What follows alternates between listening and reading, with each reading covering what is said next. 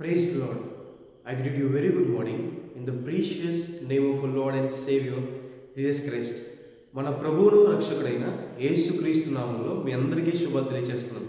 ఎలా ఉన్నారు మీరంతా? బాగున్నారా? మీకోసం ఎల్లప్పుడూ ప్రార్థన చేస్తున్నాను. బైబిల్ సెలవిస్తుంది దేవుడు ప్రేమ స్వరూపి. ఆయన ప్రేమయ్యై ఉన్నాడని దేవుడు వాక్యం సెలవిస్తుంది. God is love. దేవుడు మనల్ని ప్రేమించాడని, ఆయన మనల్ని ప్రేమించాడని చెప్పడం మాత్రమే కాదు, తన ప్రేమను దేవుడు క్రియల్లో చూపించాడని. ఈ లోకానికి మన కొరకు దిగి రావడం, మన కొరకు తన ప్రాణాన్ని అర్పించడం ద్వారా తన ప్రేమను మన కోసం దేవుడు వెల్లడి చేశాడని. మనం దేవుడిని తిరిగి ప్రేమించినట్టయితే, పూర్ణ మనసుతో మనం దేవుని తిరిగి ప్రేమిస్తే మనం విశేషంగా ఆశీర్వదించబడతామని. హల్లెలూయా. బైబిల్ గ్రంథంలోంచి ప్రతిరోజు కూడా ఒక వాగ్దానం ధ్యానం చేస్తున్నాం కదా. ఈ రోజు కూడా ఒక వాగ్దానం ధ్యానం చేద్దాం. చూడండి, నిర్గమాకాండము 14వ అధ్యాయం 13వ వచనంలో రాయబడింది, మీరు నేడు చూచిన ఐగుప్తీయులను ఇక మీదట మరెన్నడూను చూడరు. హల్లెలూయా. ఐగుప్తు భయంకరమైన బానిసత్వానికి, భయంకరమైన శ్రమకు సాదృశ్యం. ఇశ్రాయేలు ప్రజలు ఐగుప్తు దేశంలో 430 years ఉన్నారు, 430 సంవత్సరాలు ఉన్నారు. దాంట్లో దాదాపు 180 సంవత్సరాలు భయంకరమైన శ్రమ గుండా, బానిసత్వం గుండా వెళ్ళారు. అయితే దేవుడు తన బాహుబలం చేత వారిని బయటికి తీసుకొచ్చారు. ఇశ్రాయేలు ప్రజలు కూడా దేవుని మాటకు లోబడి వారు దేవుని మార్గంలో నడిచారు. అలా వస్తున్నప్పుడు ఎర్ర సముద్రం అడ్డొచ్చింది.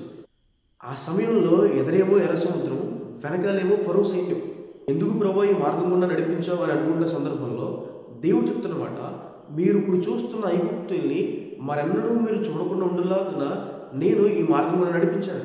దేవుడు దాని తర్వాత ఎర్ర సముద్రం 2 పాయలుగా చీల్చడం, ఆరిన నేలపైన ఇశ్రాయేలు ప్రజలు నడిపించడం, వారు ఒడ్డుకు చేరుకున్న తర్వాత ఇశ్రాయేలు ప్రజలను వెంబడిస్తున్న ఐగుప్తీయులు అదే ఎర్ర సముద్రంలో మునిగిపోయారు. ఇశ్రాయేలు ప్రజలు తమ జీవితంలో మరెన్నడూ కూడా ఐగుప్తీయులను చూడలేదని. హల్లెలూయా.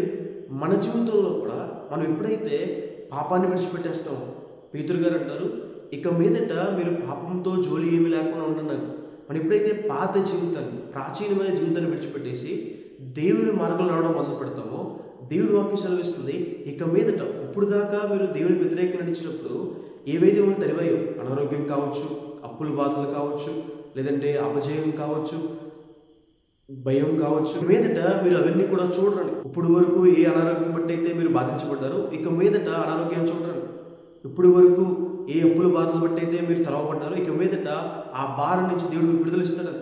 ఇప్పుడు వరకు వేటి చేత తలదొక్కబడ్డారు, ఇప్పుడు వరకు వేటి చేత తరవబడ్డారు, భయం ఆందోళనతో ఉన్నారు, దేవుడు ఇక మీదట వాటి నుండి దేవుడు మనం విడిపిస్తాడు.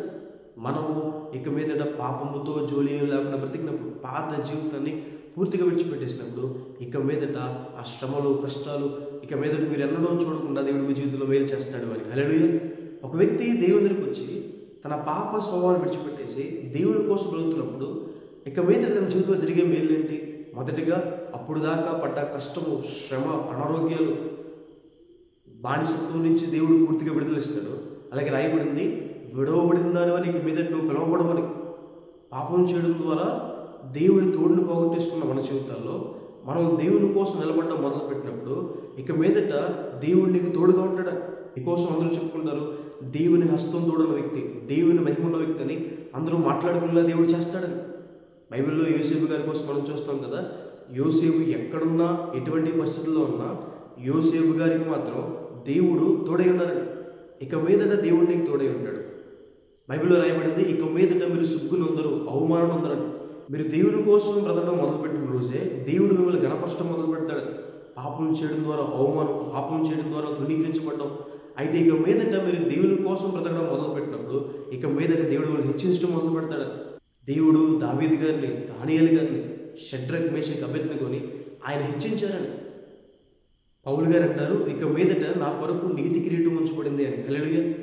మారు మనసు పొంది, బాప్తీసం పొంది, రక్షణ పొంది, దేవుని కోసం బ్రతుకుతున్నందుకు, అలా బ్రతికి మరణించినందుకు దేవుని వాక్యం సెలవిస్తుంది, దేవుడు మీ కొరకు నీతి కిరీటాన్ని ఉంచాడని. యెహోవా భక్తుల మరణము దేవుని దృష్టికి విలువైంది.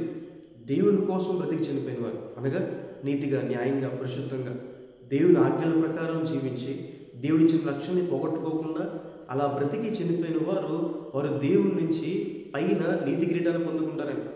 దేవుడు వారిని అందరి ముందు కనపరుస్తారని.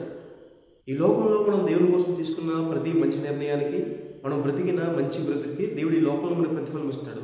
అలాగే పరలోక రాజ్యం కూడా మన బహుమానము అధికమవుతుందని దేవుని వాక్యం సెలవిస్తుంది.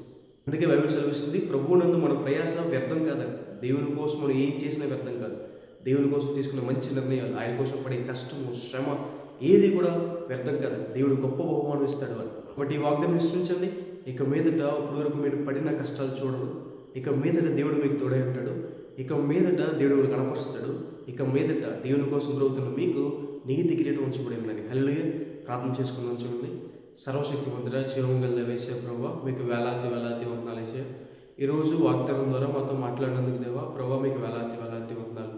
ప్రభావ ప్రియులు ఎన్నో సంవత్సరాల నుండి ఏ అనారోగ్యాలు ఉన్న బాధపడుతున్నారు ప్రభువా, వాటి నుంచి ప్రభావ విడుదల దయచేవుడు దేవా ప్రతి మాలుకుంటున్నాను యేసయ్యా.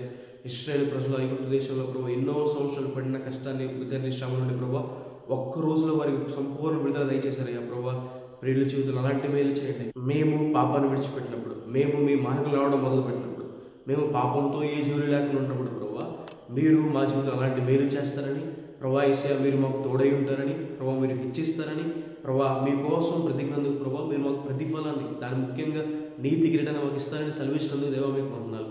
ప్రియులు ఎంతమంది తప్పుల బాధలో బాధపడుతున్నారు లేవనెత్తండి. ప్రతి ఒక్కరి చేతుల్లో గొప్ప కృపను అనుగ్రహించి అనేక మందికి దీవెనకరంగా ఆశ్చర్యంగా ఉంచండి. మీ తోడు మీ సహాయం మాకు ఉంచండి.